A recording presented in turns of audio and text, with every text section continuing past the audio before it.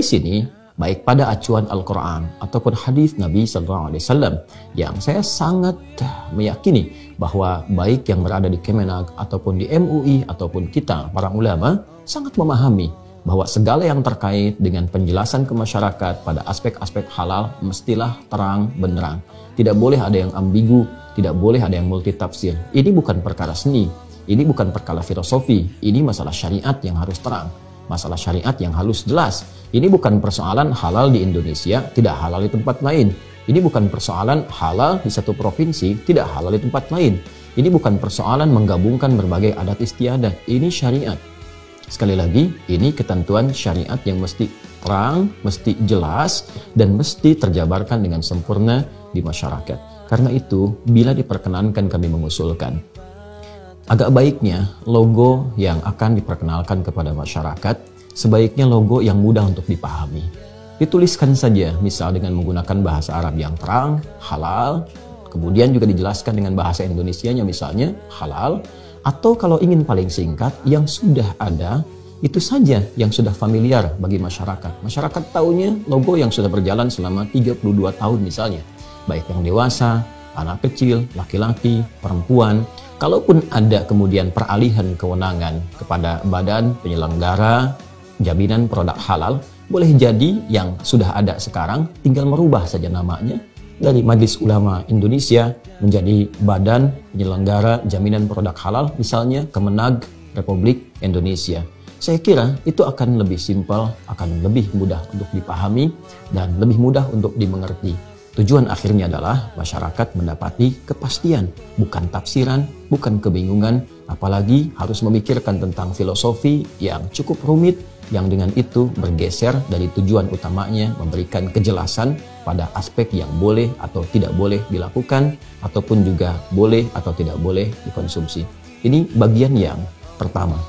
Yang kedua, kami bila diperkenankan untuk mengusulkan, ada baiknya bukan hanya diskusi kesepakatan yang dibangun antara peralihan itu atau proses pengalihan dari kewenangan di MUI menjadi kewenangan di Kemenag Republik Indonesia, bukan sekedar hanya dibincangkan, namun juga ketika dikomunikasikan atau disampaikan kepada masyarakat luas, akan lebih baik bila Kemenag dan MUI kami kira duduk bersama-sama. Lalu dari situ menyampaikan misalnya konferensi pers kepada masyarakat Indonesia, khususnya kepada masyarakat Muslim di negara kesatuan Indonesia.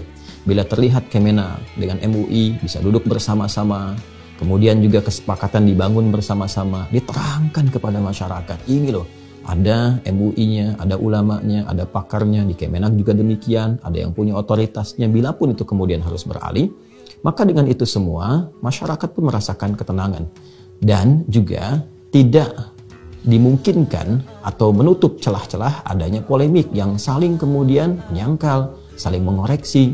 Kemenag menyampaikan satu informasi dari pihak MUI, ada yang kemudian memberikan kritik-kritik atau masukan-masukan, atau mungkin juga barangkali koreksi-koreksi, atau barangkali hal-hal tertentu yang bisa melengkapi. Ada baiknya ini semua dibangun sebelum dipublikasikan. Kemudian tercipta satu kesepakatan bersama. Toh ini untuk umat, bukan persoalan antara Kemenag dengan MUI. Ini yang paling penting, masyarakat memiliki kejelasan, masyarakat memiliki ketenangan, dan hadir kedamaian dalam kehidupan berbangsa dan bernegara.